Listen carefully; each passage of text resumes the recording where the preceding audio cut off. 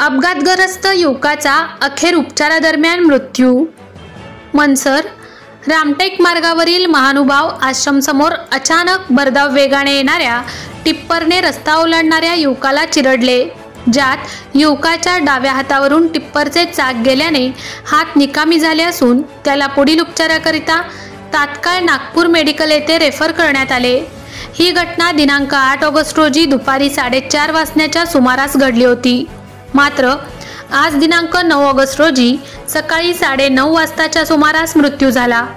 प्राप्त माहितीनुसार केशव सीताराम कोडापे, वय अंदाजे 32 वर्ष, हल्ली मुक्काम रामटेक झोपडपट्टी येथील युवक मनसर येथील महानुभाव पंत आश्रम परिसरात आला होता। दरम्यान मनसरकडून रामटेकच्या दिशेने रेती वाहतूक करणाऱ्या टिप्परने रस्ता ओलांडणाऱ्या केशवला जोरदार धडक दिली। या धडकेत केशवच्या डाव्या हातावरून टिप्परचे चाक गेल्याने त्याचा डावा हात पूर्णपणे निकामी झाला।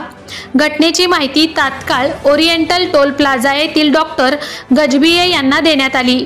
त्यांनी घटनास्थळी धाव घेत जखमीला उपजिल्हा रुग्णालयात प्राथमिक उपचाराकरिता घेऊन गेले। प्राथमिक उपचार केल्यानंतर जखमीला पुढील उपचाराकरिता नागपूर मेडिकल येथे रेफर करण्यात आले। मात्र दुसऱ्या दिवशी उपचारानंतर त्याचा मृत्यू झाला। दरवेळी होणाऱ्या अपघातांमुळे स्थानिक लोकप्रतिनिधी व गावातील सामाजिक कार्यकर्त्यांनी घटनास्थळी बसून रस्ता रोको आंदोलन केले। यामुळे परिसरात मोठ्या प्रमाणात वाहतूक व्यवस्था विस्कळीत झाल्याचे चित्र दिसून आले होते। परिसरात परिस्थिती लक्षात घेता रामटेक पोलीस स्टेशनचे पोलीस कर्मचारी तात्काळ घटनास्थळी दाखल झाले। मात्र जोपर्यंत मागण्या पूर्ण होत नाहीत तोपर्यंत रस्ता सोडणार नाही अशी त्यांची ठाम भूमिका होती। घटनास्थळी रामटेकचे तहसीलदार रमेश कोळपे उपस्थित झाले व त्यांनी सर्व आंदोलकांच्या मागण्या मंजूर करण्याचे आश्वासन दिले। त्यानंतर काही वेळेनंतर दोन्ही मार्ग मोकळे करण्यात आले। जनता टाइम्स जटा टीव्ही चॅनलसाठी राजू कापसे, विदर्भ ब्युरो चीफ।